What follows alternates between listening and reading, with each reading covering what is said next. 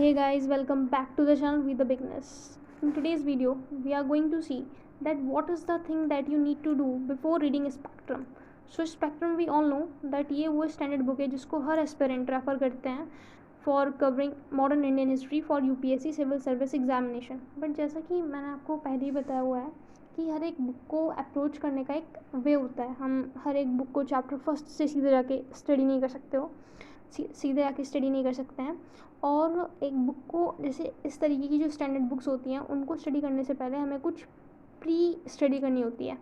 अब वो क्या होती है, जैसे हिस्ट्री की अगर हम स्पेसिफिकली इस वीडियो में बात करेंगे तो इसको जो राइट वे होगा इसको अप्रोच करने का मॉडर्न हिस्ट्री को, वो क्या रहेगा, हम वही जानने की कोशिश करेंगे और उसको पढ़ेंगे भी. सो हमें इसके लिए टाइमलाइन, जो हमारी मॉडर्न इंडियन हिस्ट्री की टाइमलाइन है, हमें उससे पहले फैमिलियर होना पड़ेगा बिफोर रीडिंग द बुक. एक बार हम एक फैमिलियरिटी बना लें, एक बार हम एक अंडरस्टैंडिंग बना लें कि अच्छा हाँ ये कोर्स ऑफ इवेंट्स इस टाइम पे हुए हैं. उसके बाद अगर हम अपनी इस बुक को अप्रोच करेंगे तो हमारे लिए बहुत ईजी हो जाएगा उस बुक को समझना. और सिर्फ समझना ही नहीं, उस बुक की रीडिंग करने के बाद उन कॉन्सेप्ट्स को अपने माइंड में रखना, रिटर्न करना बेसिकली.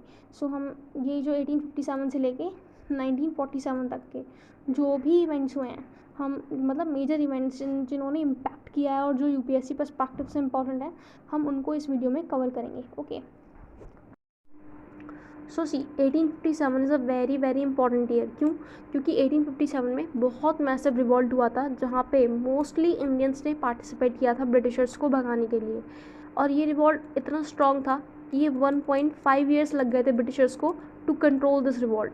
और 1.5 ईयर्स यानी कि 1858 में क्या हुआ फिर, 1858 में जब ब्रिटिशर्स के पास ये रिपोर्ट पहुंची कि इंडियंस अब आउट ऑफ कंट्रोल हो रहे हैं और कंपनी वहाँ पर स्टेबल और सर्वाइव नहीं कर सकती है, right.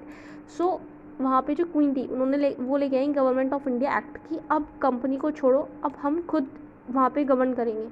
So government of India act आया 1858 में. और इसने क्या किया, ईस्ट इंडिया कंपनी के रूल को इसने क्राउन रूल में इस्टेब्लिश कर दिया, क्राउन रूल में कन्वर्ट कर दिया. देयर आफ्टर अब इनोसेंट इंडियंस को लगा कि पहले हमारे ऊपर एक कंपनी रूल कर रही थी, उस वजह से हमारे साथ ज़्यादा लूटमारी मचा रखी थी. लेकिन क्योंकि अब हम एक पॉलिटिकल एडमिनिस्ट्रेशन का पार्ट बन चुके हैं तो हमारा गवर्नेंस अच्छे हाथों में है, तो हम क्या करेंगे, ग्रो करेंगे, प्रोग्रेस करेंगे, हमारा भी डेवलपमेंट होगा, हम भी मॉडर्न हो जाएंगे. इस तरह की कुछ विचारधारा शायद उन्होंने उस टाइम पे रखी होगी. लेकिन और स्टार्टिंग में ब्रिटिशर्स ने ऐसा प्रिटेंड भी किया. फॉर एग्जांपल उस टाइम पे 18 यानी कि जो हमारे लास्ट गवर्नर जनरल थे, क्योंकि 1858 गवर्नमेंट ऑफ इंडिया एक्ट आने के बाद जो गवर्नर जनरल था उसकी पोस्ट को चेंज करके वाइसरॉय की पोस्ट कर दी थी. तो जो हमारे लास्ट गवर्नर जनरल थे वो थे लॉर्ड कैनिंग. तो लॉर्ड कैनिंग हमारे लास्ट गवर्नर जनरल भी थे और फर्स्ट वाइसरॉय भी. तो ये काफ़ी इंपॉर्टेंट नेम हो जाता है.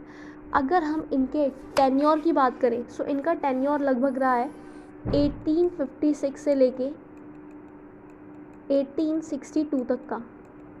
ओके, सो ये टेन्योर आपको एकदम रट लेना है दिमाग में कि 1856 से लेके 1862 लॉर्ड कैनिंग थे. तो 1856 आप देख सकते हो रिवॉल्ट से पहले का टाइम पीरियड है और 1862 रिवॉल्ट के बाद का, यानी कि ये फर्स्ट वाइसरॉय थे और लास्ट गवर्नर जनरल भी.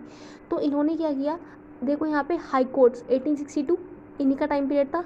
High courts of Bombay, Calcutta and Madras established हो गए थे उस टाइम पे.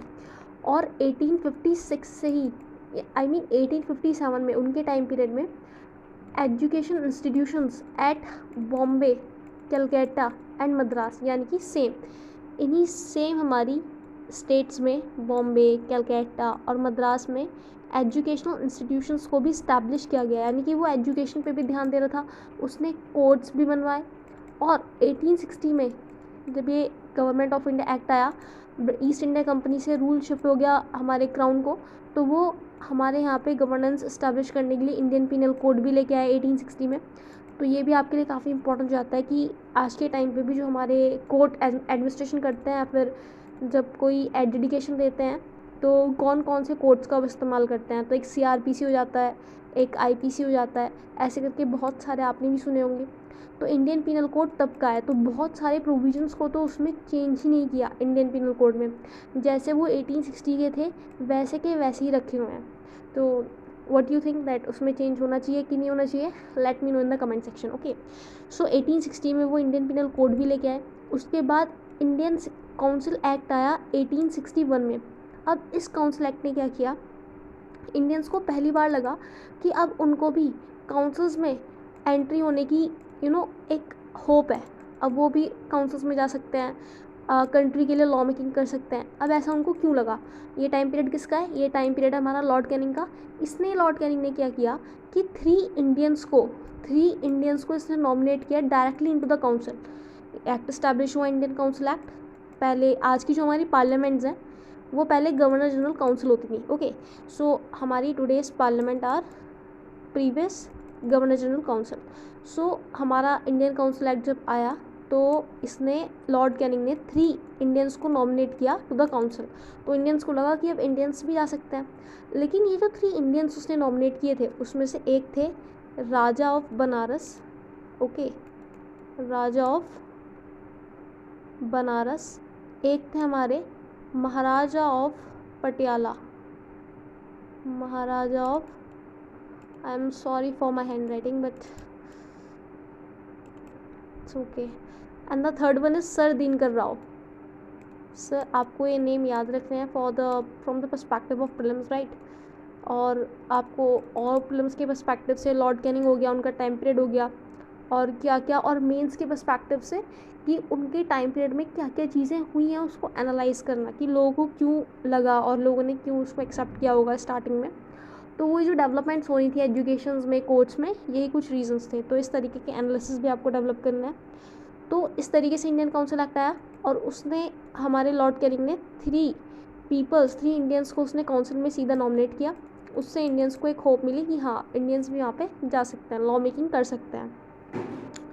नाउ लेकिन ये जो 3 लोग थे, ये 3 लोगों की क्या थी, बहुत फ्रेंडली रिलेशंस थी। बहुत तो नहीं बट हाँ फ्रेंडली रिलेशंस थी विद द ब्रिटिश एम्पायर। यानी कि वो ऐसा कुछ भी नहीं करते जो ब्रिटिशर्स के अगेंस्ट होता, या फिर ऐसा कुछ जो इंडियंस के हित में होता और ब्रिटिशर्स उससे एग्री नहीं करते, ठीक है।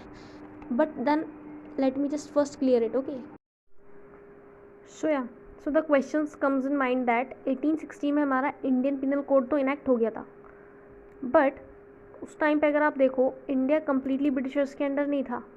आई mean there are some princely states also जहाँ पर अभी भी राजा महाराजा टाइप लोग एडमिनिस्ट्रेशन कर रहे थे। तो उनके साथ क्या हुआ, तो this government of India act provide them an independent status. In princely states को आपका इंडिपेंडेंट स्टेटस मिल गया कि आप जो इंडिपेंडेंट है, आप अपने तरीके से अपने एडमिनिस्ट्रेशन को हैंडल कर सकते हो। We have nothing to do with that. तो क्या इंडियन पिनल कोड की जो प्रोविजंस रहे होंगे वो इन प्रिंसली स्टेट्स पर भी एप्लीकेबल होंगे? So the answer is no, and which is quite obvious, right. So 1862 में हमने देखा कि हाई कोर्ट आपके बॉम्बे, कलकत्ता और मद्रास में स्टैब्लिश हुए थे। On the same line university भी आपकी स्टैब्लिश हुई थी बॉम्बे, कलकत्ता एंड मद्रास में, राइट। और वॉइसरॉय कौन थे? That is Lord Canning, very important name. So 1870 से 1880 के बीच में क्या हुआ है, काफ़ी इंपॉर्टेंट पीरियड हो जाता है, क्योंकि इस टाइम पे स्मॉल पॉलिटिकल ग्रुप्स जो थे हमारे बनने स्टार्ट हो गए थे। So political uprisings started in India in this time. For example in 1870 there is Poona Sarvajanik Sabha. तो इस टाइम पीरियड में आप कुछ नेम्स देखने वाले हो, कुछ ऑर्गेनाइजेशंस के नेम देखने वाले हो जो आपने पहले नहीं देखे होंगे। तो आपको उनसे फैमिलियर होना पड़ेगा। जैसे यहाँ पे पूना सार्वजनिक सभा हो गई, इंडियन नेशनल एसोसिएशन हो गई, आपकी मद्रास महाजन सभा हो गई, बॉम्बे प्रेसिडेंसी एसोसिएशन हो गई, ठीक है।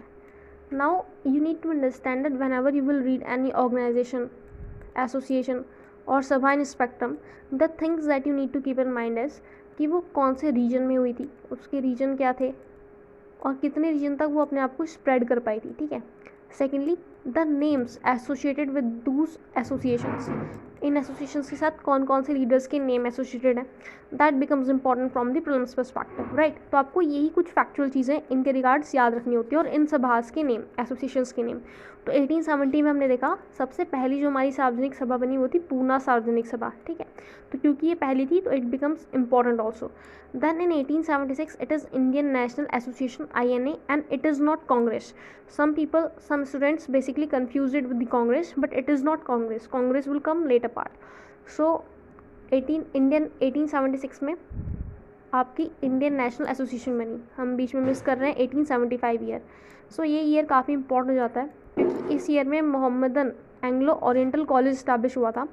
And this is important because this is the first higher education institution for Muslims. इससे पहले इंडिया में कोई भी हायर एजुकेशन इंस्टीट्यूशन नहीं थे मुस्लिम्स के, और इसके जो फाउंडर थे वो थे sir Syed Ahmad Khan, that is sir Syed Ahmad Khan. तो इन्होंने इस कॉलेज को इस्टेब्लिश किया, और आज के टाइम पे हम इस कॉलेज को AMU अलीगढ़ मुस्लिम यूनिवर्सिटी के नाम से जानते हैं। ये नेम इसका 1920 में चेंज हो गया था। Is it clear? Then in 1884 there is Madras Mahajan Sabha. This is again another political association or organization, you can say. So this is regional to Madras. Then there is in 1885, in the next year, that is Bombay Presidency Association. तो you can see that regional level पे Bombay, Madras, Pune, यहाँ पे एक पूरी pan India हो गई। तो अलग अलग लेवल पे हमारी एसोसिएशन सभास लोगों ने मीटिंग्स करनी स्टार्ट कर दी थी। The concepts of liberty, equality and fraternity start inculcating among the individuals, institutionalize among the individuals, and they were moving ahead, right. तो ये आपको एसोसिएशंस आपको याद रखनी पड़ेंगी। और सिंस क्योंकि सीरीज़ काफ़ी लंबी है तो हम इसको फर्दर कंटिन्यू करेंगे in the next video. Up to then, I mean till then, subscribe the channel, like the video, and do not forget to share it. Okay, thank you.